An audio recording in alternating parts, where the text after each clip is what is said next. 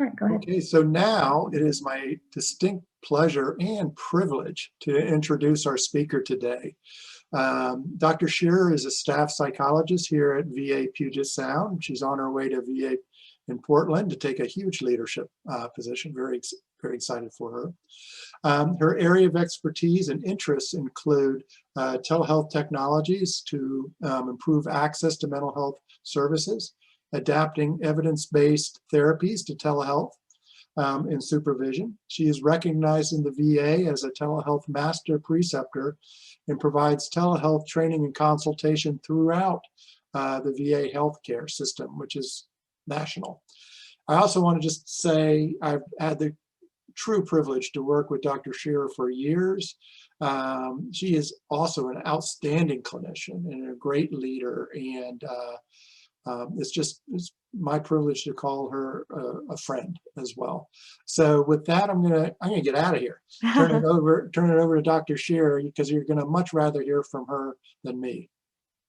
Well, thank you so much for such a warm introduction, Dr. Felker. It's my pleasure to present on this topic for you all. As Brad said, I am a staff psychologist over at the VA Puget Sound Healthcare System, and I am on the telemental health team, where we have a mission to promote access to telemental health care, both through our clinical work as well as teaching and educating within the system. So I am excited to be presenting on facilitating behavioral health groups via telehealth today. And please feel free to pipe in the chat if I need to project or adjust my mic or anything like that. Okay. So we have just 3 main learning objectives today. First things first is describing the adaptations needed to facilitate behavioral health groups via telehealth. Now, some of you may already be doing this, given that we are amidst a pandemic that makes virtual care really important. But perhaps there might be some other adaptations to consider, or perhaps you are considering doing more group work, as group work tends to be just a little bit more complicated over tele when compared to individual work.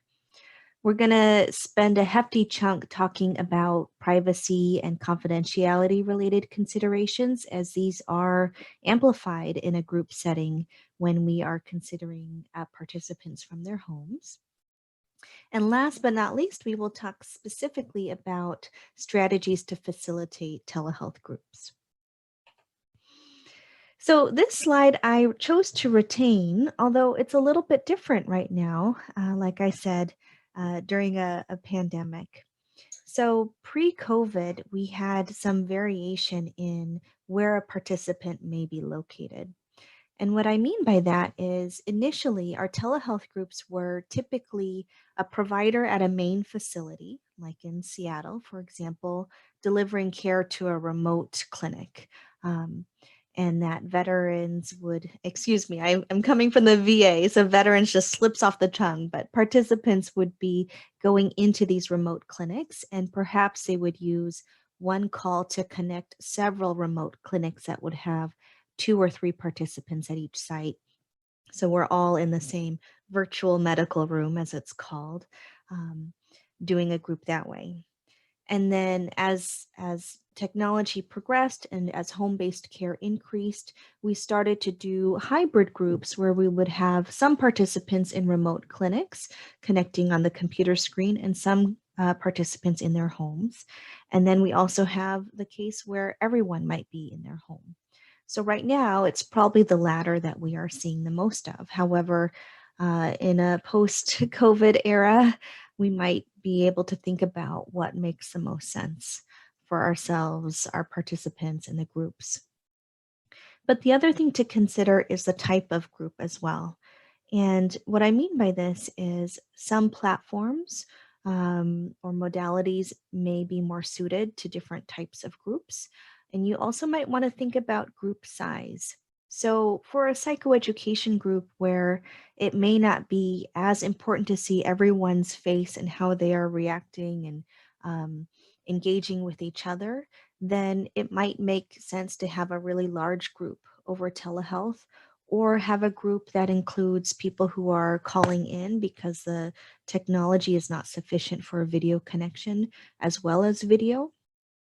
However, these other groups, these more supportive groups, more process-oriented groups, groups where you might be going through some evidence-based therapies where you really need to kind of see the reactions, you'll want to do some playing with your platform that you're using, if it's Zoom or WebEx or FaceTime, whatever it is, to make sure that you can really see each other well. And I will talk a little bit more about that in the slides to come. But you just might want to think about the type of groups you are hoping to engage in, the class or group size, and then how that actually looks over the modality to make sure you can deliver them with fidelity. So this literature is growing. I included a recent citation from Spencer, Kelly, and Langston, and I imagine that in this current time where people are actually doing these things more than they were and studying them, we're going to have more and more literature to delve into. However, by and large, the historic and recent literature shows that telehealth is a feasible modality for groups, and that it seems to work just as well as in person with regard to clinical outcomes. So things like depression scores on the PHQ-9 or things like that, which is good and promising. And it also mirrors what we know to be true from the um, one-on-one literature too. Now, that said, with regard to group process variables, results are a little bit mixed. And we have to interpret that carefully because these variables are not always measured in the same way. You'll see that there's a measure of therapeutic alliance, but also a measure of group cohesion. And we can imagine that there might be some overlap in those variables, although not quite the same. So it's a little bit trickier to synthesize that data. But what we do see is that sometimes it seems like there are lower therapeutic alliance and group cohesion ratings, but that those ratings aren't mediating the clinical outcomes. So the clinical outcomes are still good, but those process variables are lower. And another caveat to that is thinking about how technology has changed even in the pandemic time, and that now that we are attending to these needs, the technology is changing to hopefully address some of these issues, as well as providers are gaining more practice in facilitating telehealth groups. So we might see that shift and we might see more guidelines coming out. I'm just looking over here at the chat. Okay, it looks like there's a resource to share, which I'm sure Kara can do that, which would be awesome. And then we're also seeing more qualitative data emerge, such that participants are reporting a positive experience, wanting to continue with group therapy over this modality, feeling valued by group members, feeling less alone. And I can echo that in the groups that I'm leading in the VA, that particularly with me seeing primarily rural veterans, they are saying these things that without the group, they wouldn't be seeing anybody, that they feel so isolated in the pandemic, that having a group doesn't just help with the group topics such as chronic pain or sleep or insomnia issues, but that they're able to connect with fellow veterans and feel less isolated. And that others have also talked about how being a rural veteran, they may not access groups at all because of the burden of transportation, even pre-COVID. And so finding a way to engage is so vitally important. Okay, so this is our kind of more in-depth agenda. We're going to go through these 5 topics in depth. And I have these kind of ordered from pre-group to during group, so that we kind of are thinking about this in order and how you might design your own workflow around these needed components.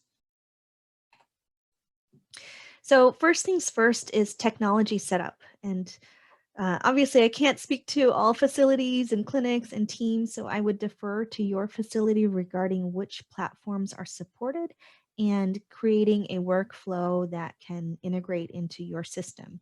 And really, we want a workflow that mimics your in-person workflow as much as possible. And I will talk about that as we go along.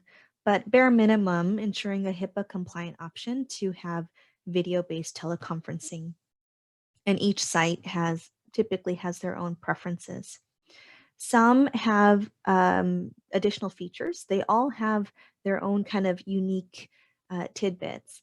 And that's really important to know what your platform looks like, what it can do, what it can't do, really getting comfortable with that and practicing. So things like if there's a chat function, how you may or may not want to encourage that, whether or not it has the ability within the video call to send materials as an attachment or something like that, how it shares screens, if it's going to share, your whole desktop window versus an application.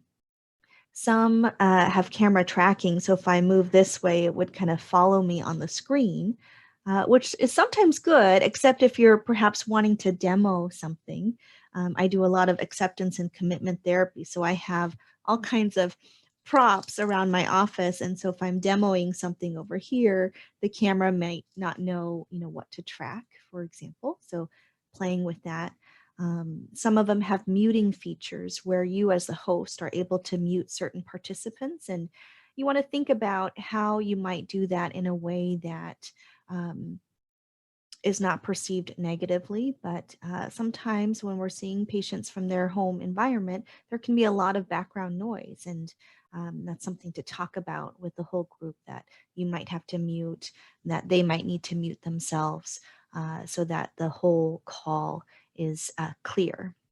And then potentially things like disconnecting participants at the end of the group or disconnecting specific participants. For example, if someone has tech issues and they have to get out and then get back in, sometimes there will be kind of an artifact where it'll look like there's two of them now in the virtual medical room. And so it's nice as a host to be able to disconnect one of them. So those are just features that are going to be unique to the platform that you're using that you'll want to gain familiarity with. Definitely looking at it from a host level as well as a participant level and what they can see or can't see. And unfortunately, I don't have the ability to go through every platform in this call, but I wanted to showcase one that we use at the VA. And of course, true to pandemic fashion, it has evolved since I created this slide and now looks a little bit different than the way it had been for several months. But what I want to point out with this is the way that the VA's platform works is whoever's talking is taking up the front and center screen, which is typically good to see who is talking.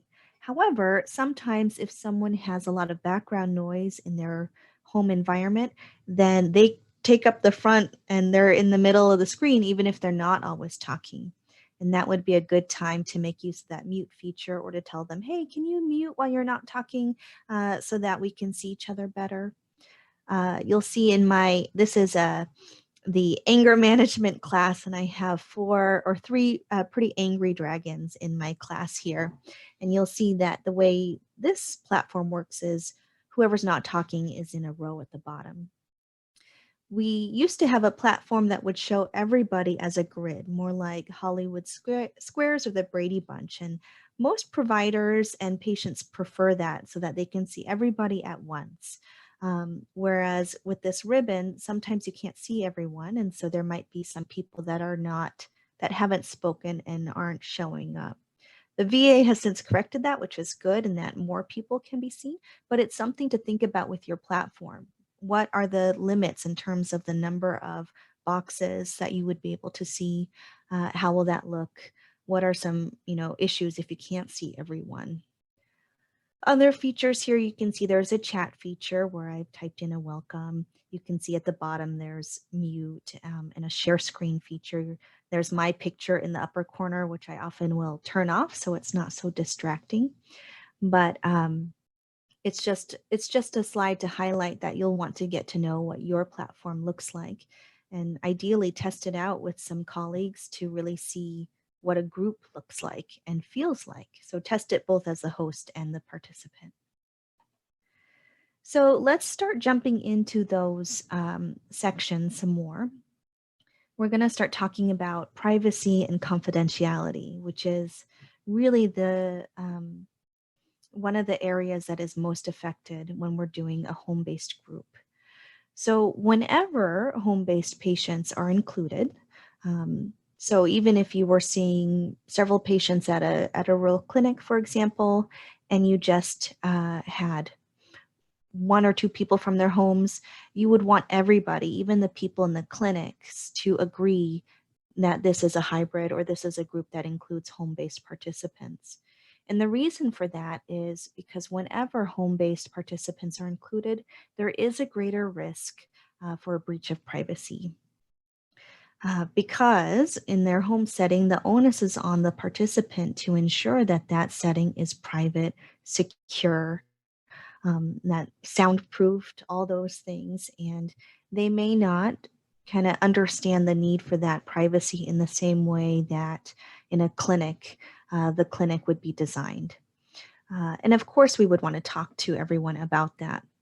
So home-based patients need to be talked to about, that the privacy is something that they need to respect and be careful about. Making sure that no one, tries to take a screenshot or record the session or anything like that, because it would violate others' privacy in the group. Some platforms have technology in place to prevent any on-screen recording, but that's not really common. And there's been challenges in implementing something like that because for most of us, we have training models where it's important to record sessions to ensure that you are delivering treatment with fidelity, to ensure that you're gaining supervision and so forth. So those types of things, I think some platforms are working on figuring it out, but it's not widespread. And this agreement that can be obtained over the phone. So in VA, nationally, we have determined that it is permissible to obtain agreement from all participants over the phone. However, it's ideal to do this over a telehealth visit so that you can actually eyes on assess the privacy of their situation, assess how appropriate they are for the class, and assess the quality of technology.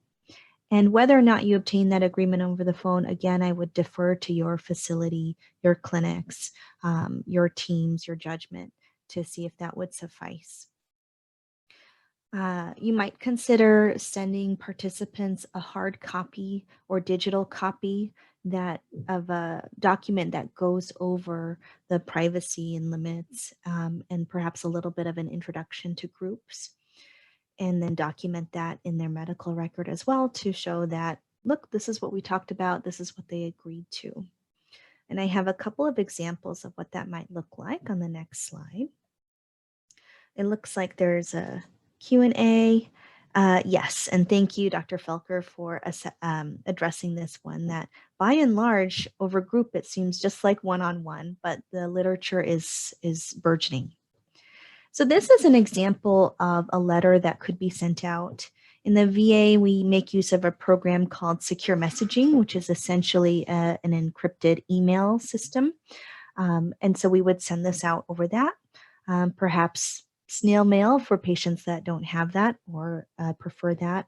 And you see it has some basics like the dates and times, the contact information, has a little bit about secure messaging for those who aren't enrolled yet in secure messaging. And then it also has a reminder of how they will connect to the group, that they will receive an email. And what is unique about the VA's platform is that it prompts veterans to enter their actual physical address when they join the group. And we will go over this some more. So that in the event of an emergency in this platform, there's a link you can push that will give you the local dispatch number for the address that the veteran entered, so we can ensure that the appropriate services, if it's medical services that need to be sent to the veteran in the event of a crisis, can be delivered from the location that's closest to the veteran. So that's what that part is about.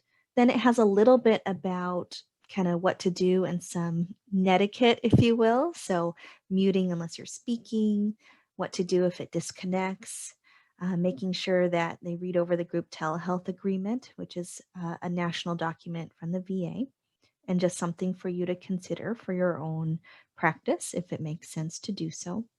And then some places where they can test their bandwidth, test the call, and see what it's like. On the next slide, I'm on the wrong thing here. There we go. I have the VA's group telehealth agreement.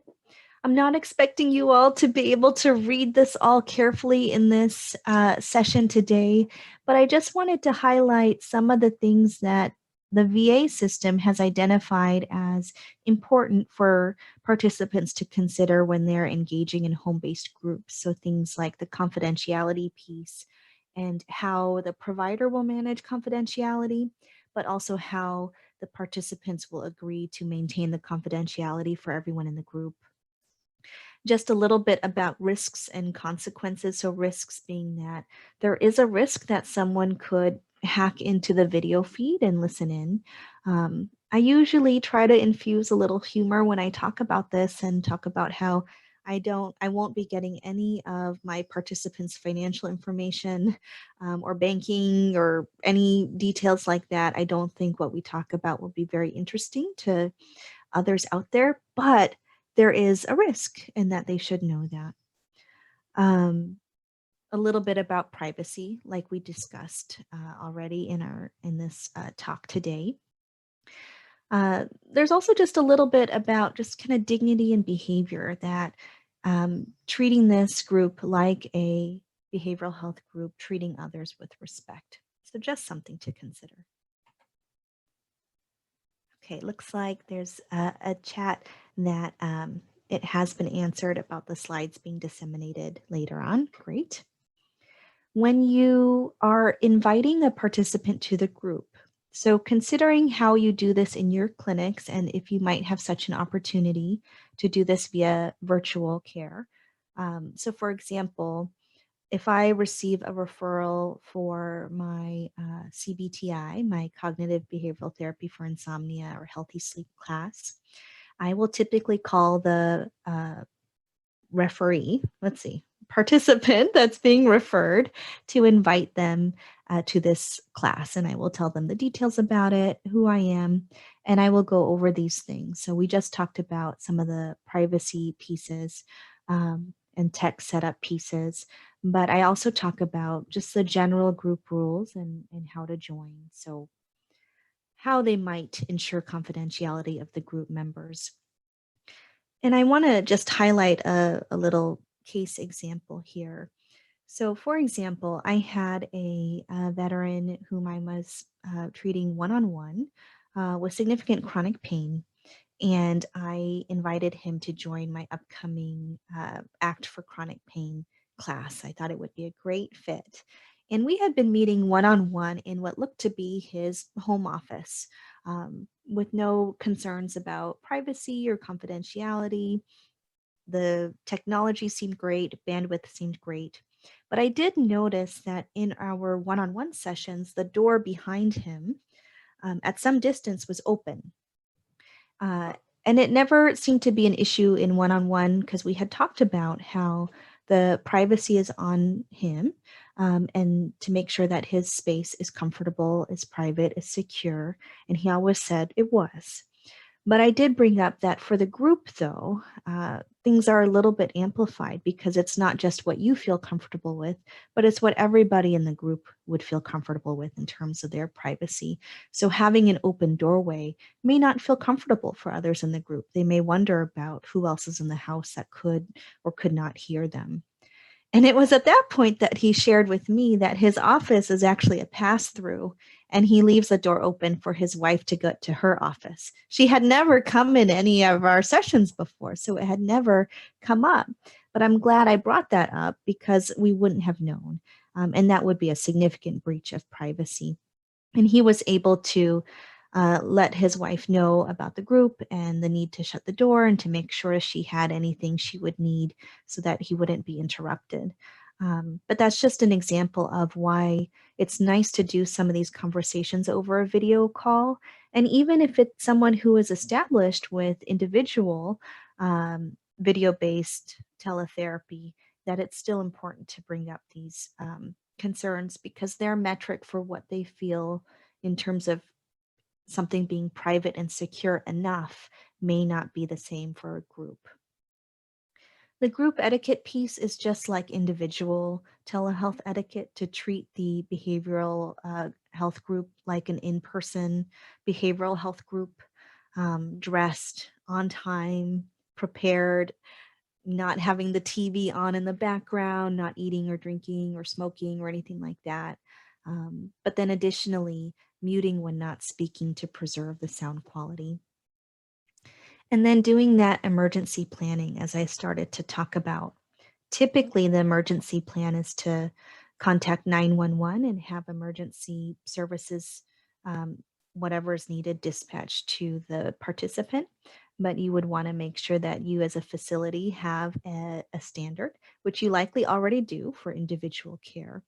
But in a group, you want to make sure that you know their physical location prior to the group because it would be a breach of confidentiality and privacy to have to verify each address verbally within the group. Now, some platforms may have a way to privately chat or do something like that to ensure that you know exactly where the participant will be located. In the VA, we address that by having them type in their address in the pop-up before the session, but you'll want to think about how you might do that. Before we had that pop-up ability, we would in this call say, where exactly will you be located? Verify that that's what is in their medical record. Ask them to let us know if they will be in a different location. And then at the start of the group, just say, are you all where you said you would be before? And if not, ask them to call and let the facilitator know exactly where they are so that they have that in case of an emergency. Okay. So let's move on to disseminating group materials. So again, a little bit of a broken record here. I defer to your facility regarding what platforms and procedures you use, just making sure that they are HIPAA compliant. If that's encrypted email systems or some kind of secure messaging system. Some participants, and depending on the group, prefer a packet or workbook that's mailed to them. So for example, my Act for Chronic Pain class was 12 sessions, and we had a 12 session kind of workbook guide to assist. Whereas my Healthy Sleep class, I do it all digitally because I need their sleep diaries and a lot of back and forth. So I ensure that that digital option is in place.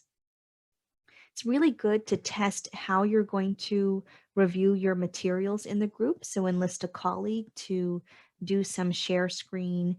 If you plan on using a whiteboard, how does this look? Is there glare? Can you read it? How can we do this to make sure everybody can see it? Especially if you want to show something like a video, that can get pretty wonky over even the best of platforms because bandwidth can be tricky. So just kind of playing with what you plan on doing and how you will do it. I started to talk about emergency planning. So the first bullet is what we talked about with 911 services. That you would be talking to them before group so they all know, but it's also important to review that as a group, perhaps in your first kind of session when you're doing an orientation to group rules, to remind them of the emergency plan. So if there's an emergency during group, there are several options. And again, I would have you consider what you do in person for in-person groups and consider, to the extent possible, a workflow that mimics that. So ideally, if you have a co-facilitator, that's a little bit easier because you have one facilitator that can continue the group, and then you have a second facilitator that can call the participant that's in crisis, get connected, kind of disconnect from the group and manage that. But as we all know, that's not always very feasible. So when you don't have a co-facilitator, you might consider developing a SOP for your clinic or your setting where you could contact a colleague or any kind of suicide prevention or crisis intervention kind of team if you have such a resource, via some kind of instant messaging type system if you have something like that. Otherwise, much like you probably would do in person, you can end the group. If you have the ability to disconnect everyone individually, except for the person that's experiencing the emergency, that is ideal because we don't want to disconnect them, because if they're in a crisis, they may be reluctant or hesitant or difficult to get a hold of again. So, if at all possible, trying to keep them on the call with you while disconnecting everybody else so that you can stay connected with them via video, assess the situation, and potentially stay with them on the video and call 911, or whatever is your emergency plan. Okay, so let's move into actually facilitating the group. So imagining that we've got the tech setup done, we have talked to our participants beforehand about privacy and confidentiality. Everyone agrees. You've figured out how you're going to get materials back and forth. You're ready. As much as I don't want to put it out there, we should always plan for problems on the first day. With all the practice and everything that can be practiced as much as possible, things can go awry. So I typically will budget extra time. So if a in-person group is 1 hour, I typically schedule it for 90 minutes, just to get a nice buffer in case of any tech issues or difficulties. Sometimes we only need to do that for the first session, but sometimes it's nice to have the extra time, as you'll see later. That telehealth groups may just take a little bit longer. Now, depending on how your clinics and your settings code things, and billing and things like that. For example, in the VA, you can't really be billed for longer than an hour in a group. It's kind of a strange situation. Some providers have opted, rather than having a longer session group, to have an increased number of sessions. So instead of jumping in session one with content, having a session one be the orientation session where they build in practicing using the technology, a buffer zone to get people connected, to troubleshoot any tech issues, to do kind of a telehealth orientation and a group orientation. So you might just think about what makes the most sense for your setting. It's important to keep telephone numbers handy, so that you can telephone participants that said they'd be there, that you're pretty sure we're going to be there, or that are having issues. I also like to keep their physical addresses handy just in case of emergency. It's again really nice if you can have a co-facilitator help or available so that they can get the group or class going, because inevitably there will be some people that struggle with the technology on the day of and might need a call to get logged in. Something that some clinics at the VA have found helpful with this is to have essentially a floating co-facilitator, where for the first 1 or 2 sessions of the class, there's a co-facilitator that is basically there to troubleshoot technology and to call participants who haven't joined at the start of the session and resolve any issues that arise. And then they drop off after this first 1 or 2 sessions, and they'll start their group, and another provider will co-facilitate their first 2 sessions, then they'll drop off, and that first person is now done with their groups and they'll start with them. So they've kind of weaved this rotation of co-facilitation, and that can be really helpful. So just kind of trying to encourage you all to think about what might work best in your settings and what options there might be. If at all possible, it's nice to have an audio option. Most platforms have a dial-in number. I think in Zoom we have a dial-in number in case the audio isn't working well, or in case you're having a tech issue and just need a call in or something like that, in the case of technology failure. Now, with that though, you want to think about the function of this audio option, and the function or type of group or class that you're leading, and how that makes sense. And what I mean by that is, for some of our really large behavioral health kind of psycho ed groups, some providers opt to have some people join in over phone and some people join in over video. It's kind of a mix because they're really just delivering the information. Now, in a more process-oriented group, or a group where you're really needing to see someone's face, you might not want to have people call in as their primary option of joining, not as a backup or an emergency situation, but as their primary method. So you just want to consider that. You might also consider how it might impact the group cohesion. We noticed that for some groups there were lower group cohesion ratings or lower therapeutic alliance ratings, and that might be impacted by having some participants joining on the phone only when you can't see their face, or just not being visible. And then I'm sure we've all had various webinars or meetings over conference calls, and know that when it's just over the phone, it's a lot easier to be disengaged or to multitask or do something like that. So I like to have it as a backup, but I really can urge you to consider how that might kind of function for the class. Okay. So this is something that I like to do, and particularly because I typically am facilitating these classes or groups by myself. I like to make use of the share screen function to share a Word doc that has instructions at the start of the group. And it allows me to mute myself and turn off my video so that I have some buffer time to get people connected that might be experiencing difficulties. So here's what I mean by that. This is an example of a Word document where, for my healthy sleep class, for example, where I kind of say, we're looking to get everyone connected. Please stand by. Thank you for your patience. And that way the participants know that they're in the right place, that it's the right time, and that things will get started. Another benefit to having this be a Word document is that you can update it as things go. So if there is a significant delay, I can say something like, we're troubleshooting some tech issues. Please mute your mics and stay logged in. We're going to get started at 10:15 or 11:15 or whatever the time is. Thank you, for your patience, or something like that. Okay.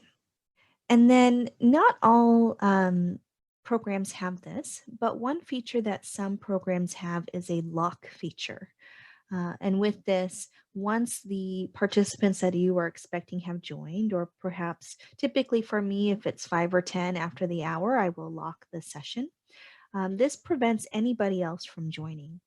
And in the VA, with our lock feature, the provider or the host, nobody else, will hear this knock sound, and you'll see the name of the person that's wanting to join, and then you can open it or not open it.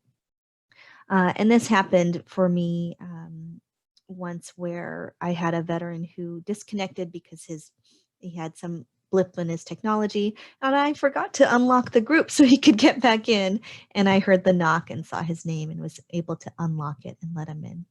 It's essentially like closing the door for a group room in person, and it's to prevent hacking or something like that, or it's to prevent a case where perhaps a group member might forward their email link to somebody else, just in case of emergencies. So far, in my experience, and also as reported by others I've been in consultation calls with, we haven't been made aware of any hacking or situations where a participant has forwarded the link to others. So this is in a bit in response to Greg's comment here. And I know Dr. Felker answered this too. Thank you. But I haven't heard any real reports of this. Now, in a telehealth group, you might need to be a little bit more proactive than you would in person. And really just kind of working to build that cohesion in group. And that in some ways over telehealth, it seems like we both feel connected, but distanced. And you might have to navigate that. You might want to budget more time after questions. So I think we're already well trained to pause and wait and sit with the discomfort of waiting for someone to respond. But you might have to add just a couple more beats to let them unmute and then respond. And like I said before, you'll want to test how you review materials, sharing presentations, whiteboards, and have a backup plan if at all possible. Okay. At the start of the group, if that's in an orientation session or your first session, review those group rules, treating it like in person, muting to minimize feedback, or headphones, excuse me, might be good to minimize feedback. Being mindful about moving around with the device or moving out of view. This comes a lot in my chronic pain classes where I ask them to find a place where they can stand it so that if they have to get up to stretch and move around, they can, but still be visible. We also had this with someone who was on an iPad in a recliner, and you won't get the full effect here, but essentially they were rocking with this iPad and the whole group was rocking with him. And we had to say, stop, stop. We're all getting a little bit seasick here. Can you set it down and find a location to do that? And he kind of had to walk around with us until he found a good spot that had adequate connection with his Wi-Fi and could see us. And that's another reason why it's nice to do a test call beforehand to assess that. And this last point is really important. In the orientation session or in the first session, I spend quite a bit of time orienting and coaching related to nonverbal communication. You'll notice here that I tend to use my hands quite a bit. And so, making sure the frame is such so that you can use your hands. Things like making sure that you are nodding when you're having a shared experience or shaking your head if you don't understand or if things don't make sense to you or don't resonate with you. I ask my participants to give me a thumbs up if you agree, or thumbs down, or give me a gauge of what's going on for you. And this seems to build group cohesion as well. And it helps me to be able to say, oh, Mr. Doe, it looks like you were nodding when Mr. So-and-so was talking about their experiences. Can you share what worked for you when you were waking up in the middle of the night, for example, to really try to build that cohesiveness? And we talk about how when we only have access to kind of clavicle and up, we have to emote a bit more with our faces. And that helps that while we're muting, we can still emote and have nonverbal feedback.